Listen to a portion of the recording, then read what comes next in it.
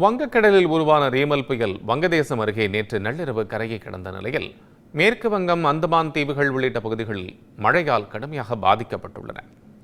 மத்திய கிழக்கு வங்கக்கடல் பகுதியில் நிலவிய ஆழ்ந்த காற்றழுத்த தாழ்வு மண்டலம் கடந்த மே 25ஆம் தேதி புயலாக வலுப்பெற்றது. இதனால் தென் தமிழகத்தில் சில பகுதிகளிலும் வங்கதேசத்தை ஒட்டிய பகுதிகளிலும் மிக கனமழை பெய்தது.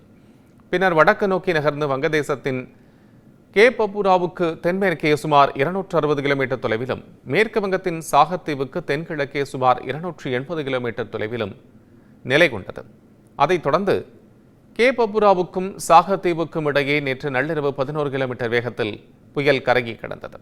முன்னதாக மணிக்கு 120 கிலோமீட்டர் முதல் 140 கிலோமீட்டர் வேகத்தில் காற்று வீசிய நிலையில் ரீமல் புயல் காரணமாக மேற்கு வங்கத்தில் உள்ள கொல்கத்தா, ஹவுரா, ஹூக்ளி மாவட்டங்களிலும் பயங்கர சூறாவளி காற்று வீசியது. இதனால் மேற்கு வங்கத்தை ஒட்டிய கடற்கரைகளுக்கு இடையில் நிலச்சரிவும் ஏற்பட்டது. மேலும் தொடர்ந்து மிக கனமழை கொட்டி தீர்த்ததால் குடியிருப்பு பகுதிகளுக்குள் மழைநீர் புகுந்தது. சாலைகளிலும் மரங்கள் சாய்ந்து விழுந்தன.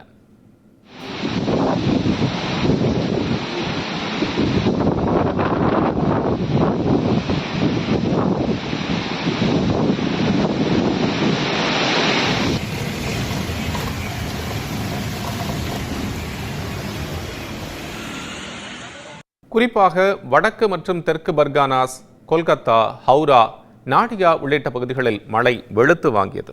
இதனால் முன்னெச்சரிக்கை நடவடிக்கையாக மேற்கு வங்க கடலோர மாவட்ட பகுதிகளைச் சேர்ந்த 1,00,000 பேர் பாதுகாப்பு முகாம்களில் தங்க வைக்கப்பட்டனர்.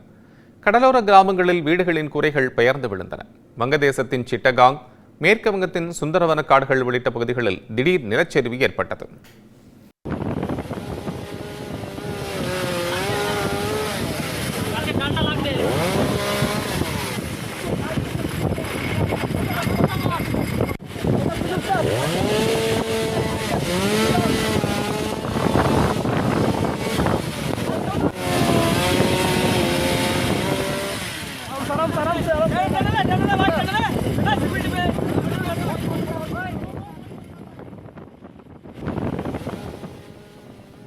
அந்தமான் நிக்கோபார் தீவுகளிலும் ரீமல் புயல் சேதத்தை ஏற்படுத்திய நிலையில் தற்போது மேலும் வடக்கு நோக்கி நகர்ந்து வலுவிழந்து வருகிறது.